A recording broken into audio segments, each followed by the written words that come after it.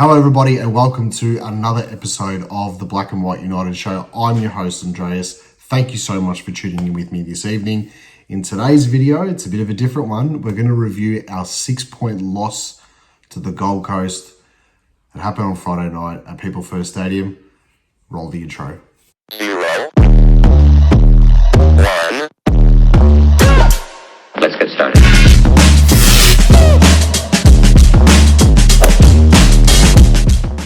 Before I even touch on the game and the ins and the outs and the first half and the second half and all that stuff, I just need to point this out. Some of the posts that are on the Collingwood Facebook groups, all the supporter groups on Facebook and stuff, some of the posts during the game from our supporters are just, we are a fickle bunch at times. I have to call it out. I know people say, don't worry about it, this is that, you know, there's some nuffies here, nuffies there. I'm a nuffie and I'm proud of it. But I'm telling you, everybody needs to take a chill pill. It is one loss, right? And I don't understand how people can get so torn up in losing one game of football. This is the third game that we've lost all season. The third game. And people are acting like we're in the position that someone like a Carlton is, or a St Kilda is, or you know, like what are you doing? You know, and you know that we come back like most of the time when we're facing adversity or when we've had a shit first half or whatever it is, we come back.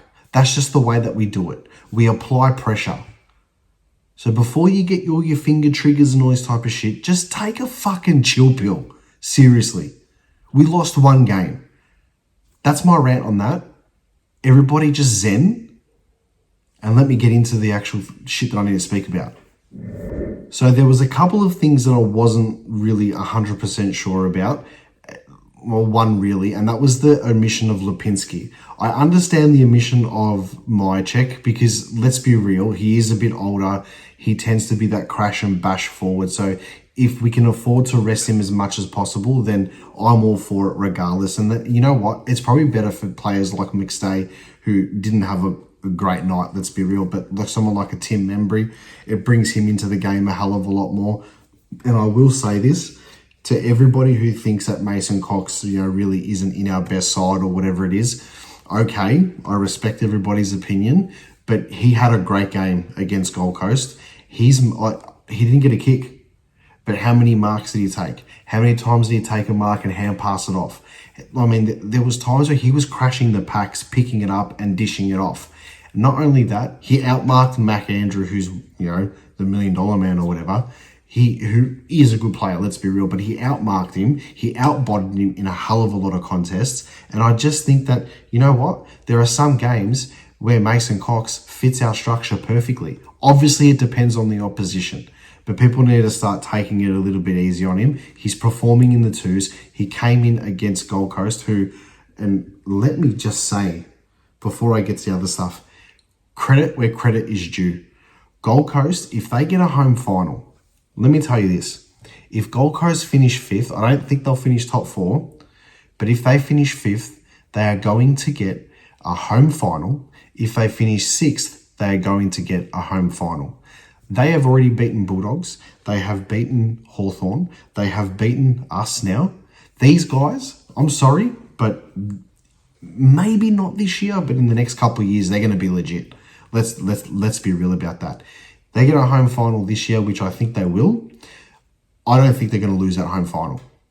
And I think they're a real sneaky chance to cause some damage in the final series. So credit where credit's due. Well done. You played well. You outpaced us. Something shocking. The Lipinski out was a little bit weird for me. I understand that, you know, there are some players on the list and stuff like that need to be rested, like your Pendles and, you know, Side Bottom and Howe and those likes and stuff. And 100% I get that. I'm well aware of, you know, the age demographic of our list, as we all are.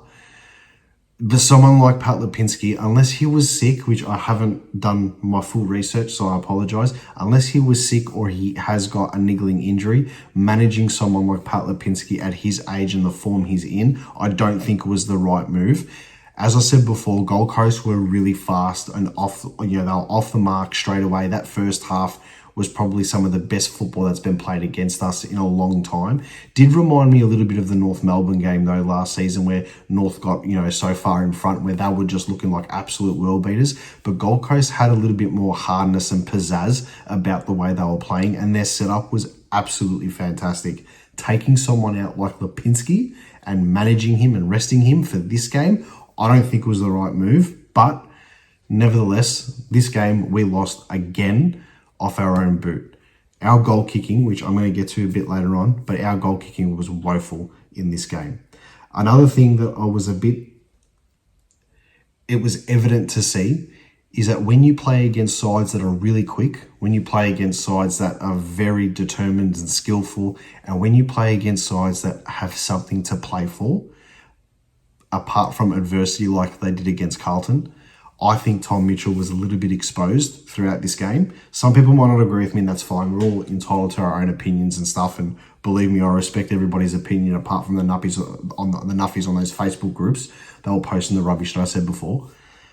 I think Tom Mitchell was a little bit exposed with the quickness of the Gold Coast Suns. The pack work again was really good, but when you play against fast teams, it was like really fast teams that break like we do. Carlton don't do that.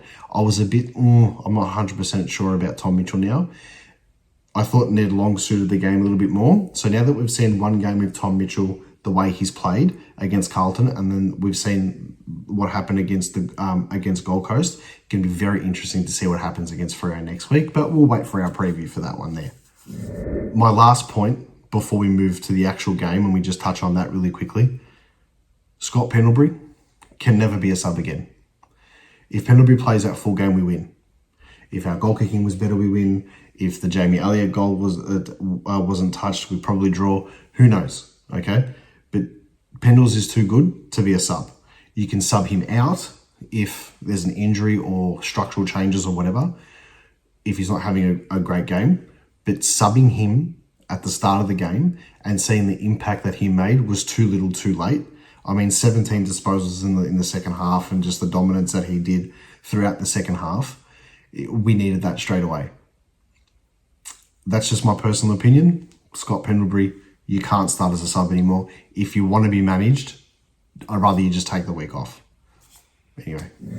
Okay, so the actual game itself, as I said before, we were exposed in the first half. Gold Coast were just way too determined. It was like that. I felt as if we were playing against a team that was, and it's true, their season was hanging by a thread. We are so congested in the middle part of that ladder, pretty much from 4th to 9th. It is so congested, even up to 2nd now. So they were playing for something like a lot more than what we were. We were playing just a bit more breathing space so we can move the magnets out, whatever that, and we can take it to our next part of the season. I feel like in the first half especially, they wanted a hell of a lot more. With that being said, scoring 10 or 11 behinds in the first half and not registering a goal is not the way that we play football, even if we're having a bad day. So I'm glad, though, that in the second half we sort of woke up. You sort of felt, though, in the first half, if we had got that goal right before halftime, I think Hoskin Elliott missed it or something. If we had got that goal before halftime, the dynamic of the whole game sort of shifts and stuff like that, and we're not leaving it till late. But with that being said, we were exposed. They wanted the ball more. They were moving the ball more freely than us. We were on the back foot. We played lethargic. It was very similar to the GWS game at the start of the season, which I thought was, oh God, this is going to be a 50, 60 point thrashing. But in the second half, we woke up. In a complete contrast to the first half, the second half was just some of the best high pressure footy that we've played, contested high pressure footy that we've played in a long time.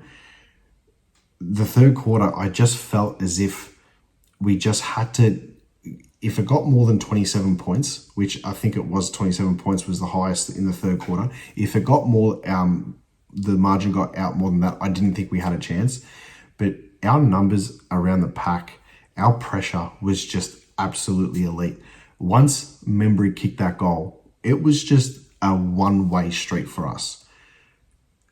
Very similar to the game last season, though. And I said to myself, and I'll get to it again a bit later, I said to myself, if we're going to hit the front, we can't hit the front too early because I still feel that Gold Coast had some drive left in the tank, and it showed. That last quarter, I think we may have played our ace card a little bit too early.